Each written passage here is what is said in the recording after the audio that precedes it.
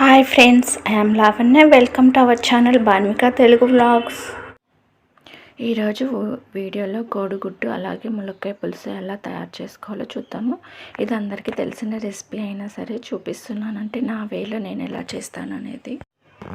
ఈ రెసిపీ అయితే చాలా టేస్టీగా ఉంటుందండి. మీరు కూడా ఒకసారి ట్రై చేయండి. ఇది చేయడానికి ఏమేమి కావాలో ఒకసారి చూద్దాము. దీనికోసం ఉడికించిన కోడిగుడ్లు, అలాగే చింతపండు పులుసు. చింతపండు ముందుగా నానబెట్టుకోవాలి. అలాగే 2 ఉల్లిపాయలు, 2 టమాటాలు, ములక్కాయ ముక్కలు, 2 పచ్చిమిరపకాయలు ఇవన్నీ కట్ చేసుకొని పెట్టుకోవాలి. ఇప్పుడు స్టవ్ వెలిగించి స్టవ్ మీద ఒక మట్టి కుండ పెట్టుకుంటున్నాను. ఇందులో 2 స్పూన్లు ఆయిల్ వేసుకున్నాను. ఆయిల్ వేడైన తర్వాత 1 స్పూన్ పోపు దినుసులు, అలాగే కరివేపాకు వేసాను. ఇది గ్రౌండ్నట్ ఆయిల్ గానుగ నుంచి తెచ్చిందండి, అందుకని ఇట్లా కొంచెం పొంగులాగా వస్తుందన్నమాట. అంటే ప్యూర్ది అనమాట, మామూలు షాప్స్లో కాకుండా గానుగ దగ్గర తీసుకొచ్చిందనమాట. ఇప్పుడు ఇందులో కట్ చేసిన పచ్చిమిరపకాయలు, ఉల్లిపాయలు వేసుకొని ఒకసారి కలుపుకుందాము. తర్వాత ఇందులోనే ఒక 1/2 టీ స్పూన్ పసుపు వేసుకుందాము. ఇది కూడా కలిసేటట్టు ఒకసారి కలయి పెట్టుకుందామండి. ఇది కొంచెం మగ్గిన తర్వాత మనం ఇందులో కొంచెం అల్లం వెల్లుల్లి పేస్ట్ వేసుకుందాము. అల్లం వెల్లుల్లి పేస్ట్ అనేది 2 స్పూన్లు తీసుకుంటున్నాను. అల్లం వెల్లుల్లి పేస్ట్ వేసుకున్నాక కూడా ఇది కూడా ఆయిల్లో మగ్గాలి కదా, ఒకసారి కలుపుకుందాము. ఎవరైనా ఫస్ట్ టైం నా ఛానల్ని చూస్తున్నట్లయితే ప్లీజ్ సబ్స్క్రైబ్ చేసుకోండి. ఇలా కలుపుకున్న దాంట్లో 1 స్పూన్ ఉప్పు వేసుకుంటున్నాను. కళ్ళుప్పు తీసుకున్నాను నేను. కళ్ళుప్పు అయితే టేస్ట్ బాగా వస్తుంది కదా.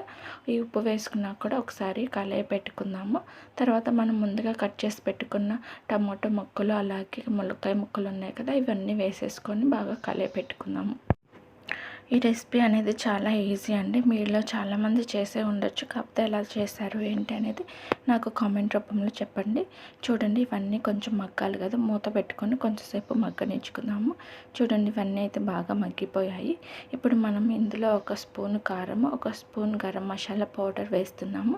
ఇంకా ఎలాంటి మసాలాలు వేయట్లేదు, గరం మసాలా తప్ప. ఇవన్నీ వేసుకున్న తర్వాత బాగా కలయి పెట్టుకొని చింతపండు పులుసు ఏదైతే ఉందో దాన్ని బాగా పిసికి ఇందులో పోసుకోవాలన్నమాట. చూడండి, బాగా పిండుకున్న తర్వాత చింతపండుని మనకి ఎంత క్వాంటిటీ అయితే పులుసు కావాలనుకుంటామో అంత వాటర్ పోసుకొని ఒకసారి ఉప్పు, కారం అన్నీ సరిపోయినాయో లేదో చెక్ చేసుకున్నాము. చెక్ చేసుకుంటే సరిపోతే ఇప్పుడే వేసుకుంటే కర్రీకి అనేది బాగా పడుతుందన్నమాట. ఇలా మూత పెట్టుకొని బాగా కాగనిచ్చుకున్న తర్వాత చూడండి, పులుసు అయితే రెడీ అయిపోయింది. ములక్కాయ ముక్క కూడా బాగానే ఉడికిపోయింది. ఇప్పుడు మనం ఇందులో ముందుగా ఉడికించి పెట్టుకున్న కోడిగుడ్లు ఏవైతే ఉన్నాయో అవన్నీ ఇందులో వేసుకుందాము. ఇవి కొంచెంసేపు ఇలాగా ఈ పులుసులో మగ్గనిస్తే ఈ కోడిగుడ్డు లోపలికి అనేది ఆ పులుసు వెళ్ళి టేస్ట్ అనేది చాలా బాగుంటుందన్నమాట. పైన కొంచెం కొత్తిమీర చల్లుకొని మూత పెట్టేసుకున్నాము. మూత పెట్టుకుని ఒక 2 నిమిషాలు సేపు ఉంచుకున్నాము. అంతేనండి, ఎంతో ఈజీకరమైన కోడిగుడ్డు ములక్కాయ పులుసు అయితే రెడీ అయిపోయింది. ఈ రెసిపీ మీకు నచ్చినట్లయితే కామెంట్ చేయండి.